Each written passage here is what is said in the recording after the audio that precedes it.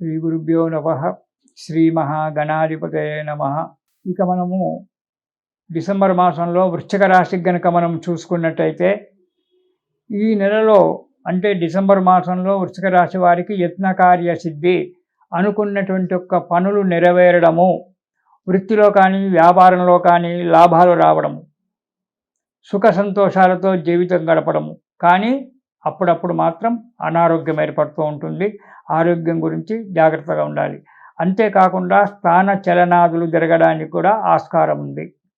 ఇక వృశ్చిక రాశి వారికి డిసెంబర్ మాసంలో మొదటి వారం కనుక చూసుకున్నట్టయితే కొన్ని అనుకోని ఆపదలు రావడం జరుగుతుంటుంది. బలహీనత ఏర్పడుతుంది.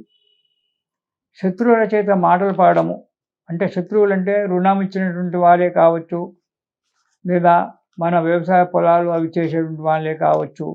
వాళ్ళ చేత వాళ్ళ వల్ల కొన్ని మాటలు పడి, ఇతరుల వల్ల కొన్ని మాటలు పడి మానసికంగా చిక్కిపోవడం అనేటువంటి జరుగుతుంది.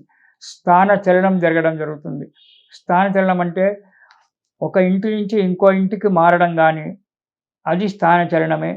రెండవది, ఉద్యోగంలో ప్రమోషన్ రావడానికి ఆస్కారం ఉంది కాబట్టి ఒక స్థలం నుంచి ఇంకో స్థలానికి ఉద్యోగాన్ని మారడము, లేదా ఉన్న ఆఫీసులోనే సెక్షన్ మారడము, ఇవన్నీ కూడా స్థాన చలనాలే అంటారు. కాబట్టి స్థాన చలనం కావడానికి ఆస్కారం ఉంది మొదటి వారంలో వృశ్చిక రాశి వారికి. ఇక రెండవ వారం కనుక చూసినట్టయితే ఆ భగవంతుని యొక్క అనుగ్రహం వల్ల మనోబలం పెరుగుతుంది, శారీరక బలం కూడా పెరుగుతుంది.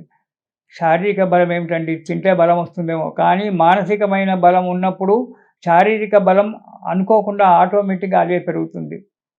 మనస్సు దృఢపరచుకొని ఉండాలి. మనస్సు దృఢపరచుకొని ఉన్నప్పుడు శరీరం ఆటోమేటిక్గా చెప్పినట్టుగా ఉంటుంది. బలహీనత అనేటువంటి దగ్గర రానివ్వదు. మనస్సు నిర్వీర్యమైనప్పుడు మాత్రం రెండు రకాల, ఇటు మానసికంగా బాధపడతాము, శారీరకంగా కూడా బాధపడతాము. ఎందుకంటే మనస్సు ప్రధాన కేంద్రమైనటువంటిది మన ఆరోగ్యానికి. ఆ మనస్సును ఎప్పుడైతే దృఢంగా ఉంచుతామో అప్పుడు శారీరక బలం కూడా పెరుగుతూ ఉంటుంది. వృత్తి వ్యాపారాలలో జయం కలుగుతూ ఉంటుంది.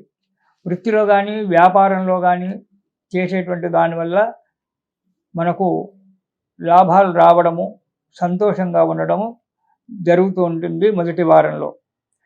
ఇక రెండవ వారంలో అభీష్ట కార్యసిద్ధి, అంటే ఏదైతే కార్యక్రమాన్ని కావాలని కోరుకున్నామో దాని గురించే మనం నిరంతరం ఆలోచన చేస్తూ ప్రయత్నిస్తున్నామో ఆ కార్యం సిద్ధించడానికి అనుకూలంగా ఉంది రెండవ వారంలో వృశ్చిక రాశి వారికి.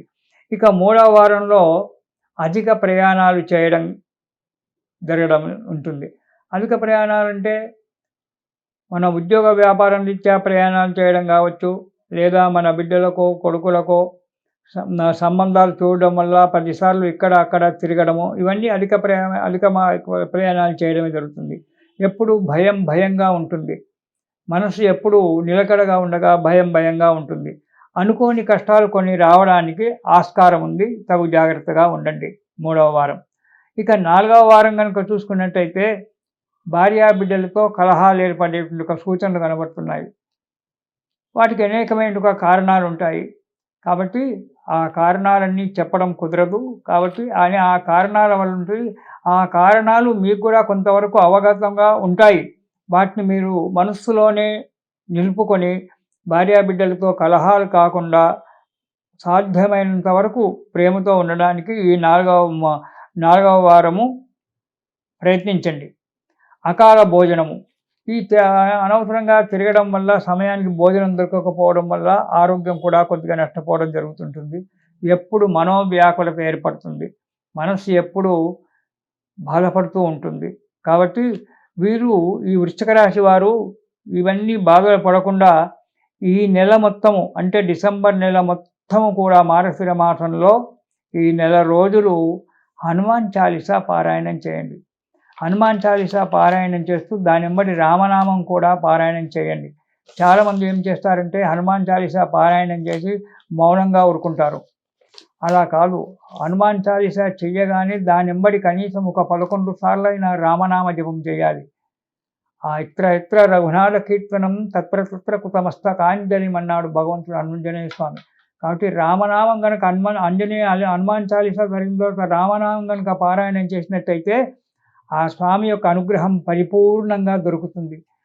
కాబట్టి ఆ రామనామాన్ని జపం చేయండి. హనుమాన్ చాలీసా ఈ నెల రోజులు విడవకుండా ప్రతిరోజు కూడా మీకు చేతనైనంత ఒకసారి 2 సార్లు 11 సార్లు చేస్తే దానికి చెప్పేదే ఉందిగా. ఈ కష్టాలన్నీ దూరం అయిపోవు అనుకోకుండా ప్రతిరోజు కూడా మీకు వీలైనంత 11 వారాలు హాయిగా రోజు 11 సార్లు 30 రోజులు పారాయణం చేయండి.